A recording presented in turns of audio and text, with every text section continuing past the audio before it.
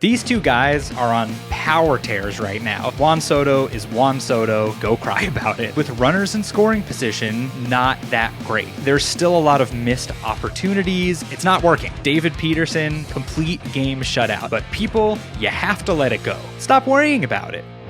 I'm your host, Eric Ames. I was born and raised in New York, but after college, I moved out west. Still a huge New York sports fan. You know, you can take the boy out of New York, but you can't take the New York out of the boy. This is the Mets West Podcast.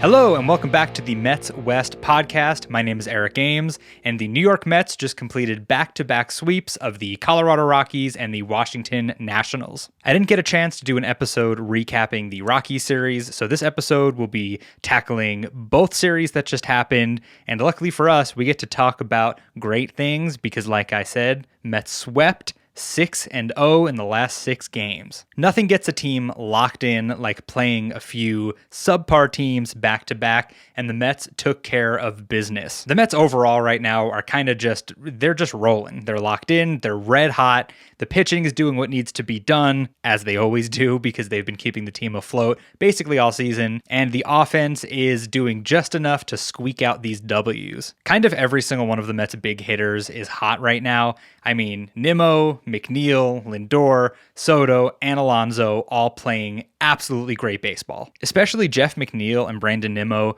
I mean, they struggled starting out the year. Obviously, McNeil came into the season a little late coming back from an injury, but these two guys are on power tears right now. I mean, they're both hitting home runs prolifically over the last couple of series. And obviously, if you've been a fan of the team for a while and you've seen Nimmo and McNeil's careers up to this point, you'll know they're both, big, high average guys, on base guys. And this year, I don't know what's changed, but they're hitting dingers. Obviously, I'm only talking about the last 2 series, the last 6 games, but listen to some of these numbers from the offense. All right, Soto in the last 6 games, OPS 1471. The dude is officially back. He's a monster again. He's drawing walks. He's hitting home runs. He's getting all kinds of hits. He's just good. So as of now, no more articles about Soto hating the Mets. No more articles about how he got his bag and now he doesn't care anymore and he's never going to be a good hitter again. And that's it. Juan Soto is Juan Soto. He's our dude for the next 15 years. He'll go through slumps, but overall he'll be excellent.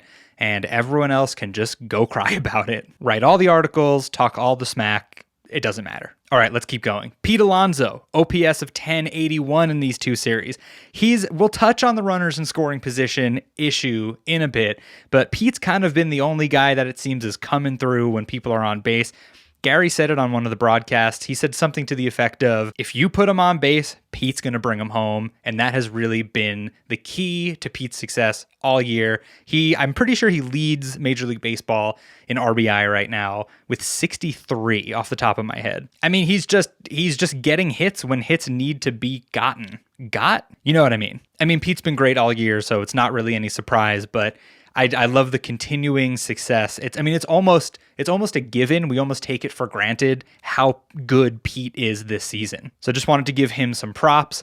Listen, Brandon Nimmo in these 2 series, OPS 1049. Jeff McNeil, OPS 1.458. Are you kidding me? The Mets' big hitters are all hot at the same time. The only issue is with runners in scoring position, the team is still not that great. I actually looked at the stats, and the Mets are 11th in average with runners in scoring position, which really is so much better than I thought it was going to be when I looked up that stat. I mean, I assumed they were going to be in the bottom third of the league because the eye test, I just feel like they're constantly leaving guys on. I mean, 11th place, it's not awful, but it could be better. The most recent series against the Nats, the Mets were 5 for 19 with runners in scoring position. I mean, the team is scoring. I mean, we threw up a ton of runs in games 2 and 3 of the Rockies series, but I kind of just think how much better the team would be overall if that issue was resolved even just a little bit. Because as we all know, watching these games, the pitchers are really holding down the fort. They're giving up just enough runs to let the Mets offense take care of business.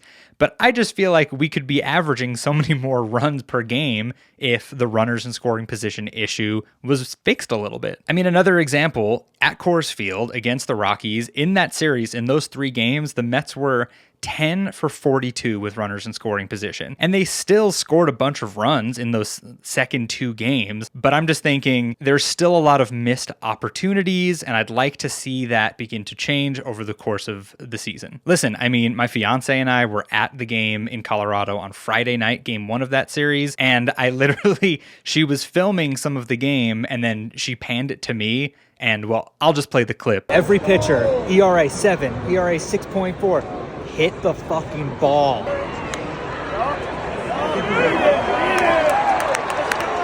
I mean, you guys watching that game probably felt the same exact way I did sitting there, but I wrote it down. They were 2 for 15 against the Rockies in game 1 with runners in scoring position. And I'm like, oh, especially against bad pitchers, you gotta be a little more clutch. Like I said, it could be worse, but I also think it could be a little better, and it would definitely relieve some pressure from the pitching staff if the Mets were knocking in these guys that are just standing on the bases, ready to score a run. I just wonder, is this an approach thing? I feel like I talk about Eric Chavez in every single episode. Oh my God, there was this guy sitting a few rows back at Coors Field just hollering about Eric Chavez that whole game, because that was the one game the Mets couldn't really score runs. And of course, I got seats field level right behind the Mets dugout, which is where all of the away fans usually sit. And the Mets fans are raucous. I mean, I've been to enough games at Coors Field since I've lived in Colorado for a long time now, but the Mets fans really, really bring it there. And I just love it. I mean, you have Let's Go Mets chants that sound like the entire stadium is chanting it. People were chanting Pete Alonso. It's just absolutely beautiful. But yeah, this dude a few rows back was just hollering. He could barely speak at this point. He had no voice left, and he was still like, Eric Chavez, I hate you. You deserve to be fired so many years ago. It was just, we were all cracking up. So yeah, my point being, I don't know if Eric Chavez is telling the hitters to change their approach when there are runners in scoring position. If that's what's going on, it's not working. Listen, it's not working. Let's move on to some pitching. I mean, first things first, David Peterson against the Nationals, complete game shutout. I didn't know if Carlos Mendoza was going to stick him out there for the 9th inning in that game because he was at low 90s, I think. I was really, really hoping he was going to, and he did. He sent him out, and David got it done. I've talked about David here before, but just watching him year after year, he's been hot, he's been cold, he had some control issues, and I mean, dating back to like the middle of last season, the dude has locked it in. And I seriously feel comfortable saying if there's a playoff game with the season on the line, I mean, Kodai Senga is like the ace of this squad, but when Sean Manaea's back, as of right now, I want David Peterson on the mound. His stuff looks nasty. He's hitting his spots. He's throwing strikes. I'm so proud of the dude, and I just am excited to see where the rest of the season goes for him. While we're on the topic of pitching, Kodai Senga pitched pretty well in Colorado, and then he was having a great game at Citi Field against the Nationals, and he got hurt. There was a bouncer to first base that Pete backed up on and tossed it over to Senga covering first base, threw it a little high, he had to stretch, and when he came down on the bag, he was grabbing his hamstring. Now, there are people in the game thread on Reddit saying, oh, Pete, that's Pete's fault. He still can't throw the ball to first base, whatever. Apparently, Kodai Senga asked the translator to go up to Pete and tell him, hey, Kodai said, he felt the hamstring tweak before he even got to the bag. It wasn't your fault. It wasn't because of the throw, so just don't worry about it, which I absolutely love. I just love teammates looking out for each other like that, and I feel like the Mets have really good camaraderie this year for the past few seasons, but especially this year. I feel like everyone gets along great, and power of friendship, it's why they're winning, probably. So they placed Senga on the 15-day IL, and I guess they'll assess him after that, but I just worry about the dude after last season with all the injuries. He came back and then immediately got injured last season. So I just hope this isn't an ongoing trend for Kodai because, I mean, we need him. He's a great pitcher when he's out there, and I would just love for him to stay healthy. So we'll see how that turns out. The bullpen overall has still been very, very good. We've had a few slip-ups, a few kind of rough outings from Huáscar Brazaban and Reed Garrett. Ryan Stanek, he's been shaky. I mean, I remember last year in the wild card series against the Brewers, that dude came in and just got people out. I don't know what's going on with him, but there's time to remedy it. I have the utmost faith in Jeremy Hefner and the pitching lab for Stanek to get back to that player he was. Edwin Diaz made 3 appearances in these 2 series, got 2 saves, and gave up 0 runs. So Diaz has just been cruising. I don't know if people were worried about him after he blew the save in LA. I certainly wasn't. I mean, you heard me say it in the last episode. I was like, whatever, it was bound to happen. Move on, and that's exactly what he did. Dude has been lights out. Another player I wanted to shout out is Tyrone Taylor. How many amazing catches and outfield assists have we seen from him this year? I mean, his defense continues to just be absolutely unreal. And like I said before, he's hitting just enough where I just stick him at the end of the lineup, but I want him in there every day because he gets it done in center field. Especially when our big hitters are producing as they should. I'm fine sneaking Tyrone Taylor into the end of the lineup and just keeping him in there for his stellar defense. So that's kind of it for these last 2 series. I mean, Mets played bad teams. Mets got it done. Mets back-to-back sweeps. 6-0. But there are a couple of things I wanted to touch on before I get out of here. One, there's still this ongoing conversation about the Pete Crow Armstrong trade from 2021.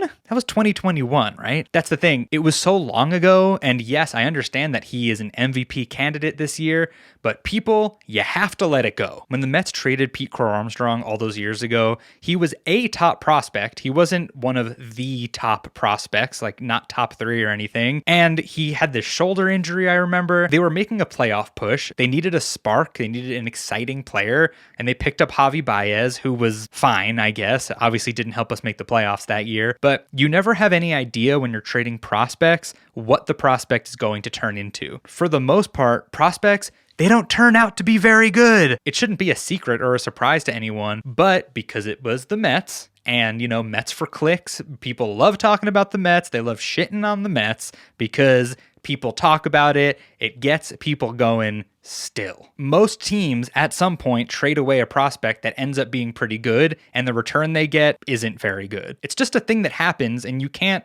really guess which way it's going to spin. You just hope for the best. In retrospect, would the Mets have traded Pete Crow Armstrong for Javier Baez? Probably not. But right now, I like where the Mets are at without him. I'm happy he's having, a good start to his young career in Chicago. Stop worrying about it. Anyway, today, when I'm recording this, is the 1-year anniversary of Grimace throwing out the first pitch. The Mets, since that day, have the best record in Major League Baseball. And, the Grimace thing, I absolutely loved it last season. I love that he threw out the first pitch. The Mets went on a tear. They put the purple Grimace seat up in the outfield at Citi Field. I love the whole thing, but what I'm really proud of this fan base for is they kind of moved on past the gags and fun things from last year. And they said, it's a brand new year. We're going to have our own fun with a new team and a new season. I kind of didn't expect that. I think I expected a bunch of fans to cling on to Grimace and OMG, while other fans are like, that was 2024. But that didn't really happen, and I'm proud of the fan base for that. But either way, Grimace will always be a part of Mets fandom and all of our hearts because of the apparent spark he gave this team for not just last year, but, continuing success. And then the last thing I wanted to say was go vote for the Mets for the All-Star game. Depending on what kind of fan you are, I know some people just vote for their team down the board, even players who don't really deserve it. I try to be a little more objective, but I definitely think Lindor, Soto, Pete, and honestly, even McNeil at this point should get votes every single day from us Mets fans. Fans aren't able to vote for pitchers, probably just because there's so many of them and so many slots. But I think we have like 5 or 6 pitchers who I feel like are deserving of an all-star spot. You got David Peterson, Kodai Senga, even Clay Holmes. And then in the bullpen, Huáscar Brazaban, Reed Garrett, Edwin Diaz. That's 6 pitchers right there that I feel like legitimately could be all-stars for the Mets. So go vote for our guys. It's super easy to do on your phone or your computer, and you can vote 5 times a day, which is cool. And let's get these guys to the All-Star game. The Mets have a 3-game set with the Tampa Bay Rays coming up this weekend, and I would like to see them just win the series. The Rays have been middling around 500 this season, so 2 out of 3 would be great. Finish off the homestand on a good note. And then next week, the Mets go play the Braves for the first time. I don't know. We'll talk about it next time, but the Braves are not great this year, but they always play the Mets hard. So I'll see you after the Rays series. Let's take 2 or 3, and let's go Mets.